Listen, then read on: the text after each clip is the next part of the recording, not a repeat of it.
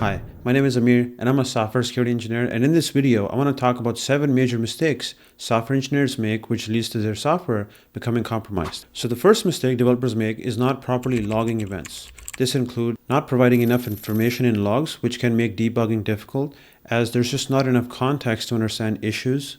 Moreover, insufficient information will result in poor monitoring on your website, which will hinder detection of suspicious activities.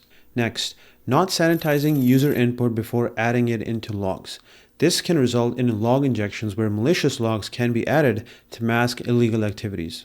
Moreover, storing logs in unsecure locations like accessible directories or cloud storage buckets with improper permissions. This makes it easy for attackers to access logs so they can tamper with them. In addition to that, not monitoring logs to detect malicious activities. It's like having security cameras but never watching the footage. Lastly, saving sensitive information in logs like passwords and credit cards can be a big problem as well. Because think about it, now you have sensitive information not just only in the database, but also in the log server, which increases the attack surface. And if somehow an attacker gains access to your log server, they can gain access to customers' sensitive data and cause even more damage. The next mistake that developers make is exposing sensitive data because weak protections are in place on data in transit and at rest. Examples of this includes sending sensitive information over unencrypted networks like HTTP or FTP. Use of old cryptographic algorithms such as MD5 for hashing passwords, whose value can be predicted, and clear text values can be extracted. Next, checking in clear text passwords, API keys, or cryptographic keys into the codebase in clear text can also be a problem. So in an instance of a repo compromise, an attacker can steal these secrets and impact other parts of the software supply chain as well. Moreover, not encrypting or hashing sensitive data at rest. So if, for example, a database is compromised, sensitive data will be available in clear text. Next, we have security misconfigurations, which are very common mistakes made by developers. Security misconfigurations basically are security controls that are inaccurately configured or left insecure by human error. This might include giving improper permissions on cloud services so a lower privileged user can gain admin access, or an unauthorized user can perform certain operations. Another example of this is not removing default passwords. Generally, most default passwords for famous cloud providers or SaaS products are known by most people, so an attacker can easily predict this value and gain unauthorized access. In addition to that, having open network ports, which can also be a major issue. For example, a database with open ports can give an attacker unauthorized access. Next is broken access control or authorization. This can mean two things.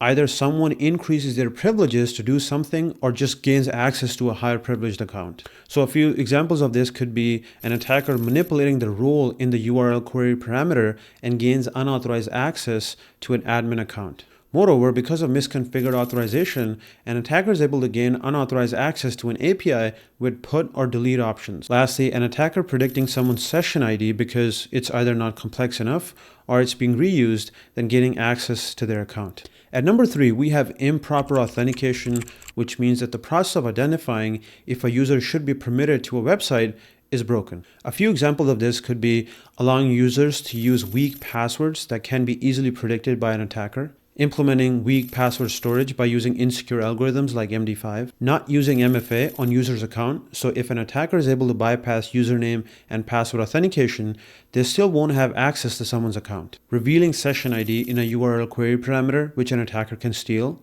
and lastly, broken logic for forgetting passwords, which either sets a default password or sends the password to the attacker's email. Next is vulnerable libraries, which is also another issue that most developers face.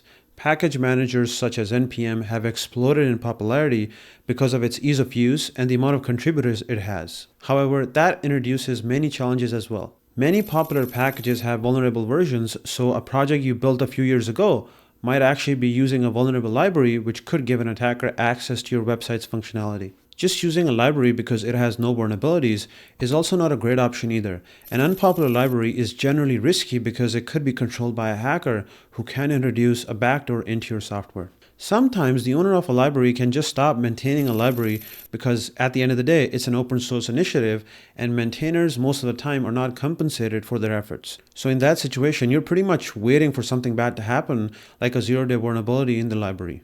Moreover, there can be situations of dependency confusion, where you accidentally download a wrong dependency because it's named similar to a popular library.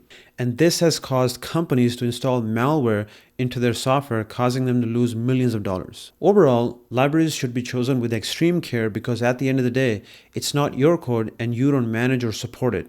You're basically at the mercy of others. The last and the most crucial mistake most developers make is not sanitizing and validating data that comes from a user. You should never ever trust user supplied data under any situation because there are many issues that can happen if you just blindly trust user data. Injection attacks are the most probable outcome if you're not validating user input. Attacks such as SQL injection or cross-site scripting are few among many injection-based attacks where an attacker is able to inject malicious script that causes your software to act abnormally. Also, not validating means that you're not restricting length on inputs, which can result in issues like buffer overflow, for example, which could just end up crashing your server. Lastly, an attacker can also traverse a website's routes by specifying paths in the URL.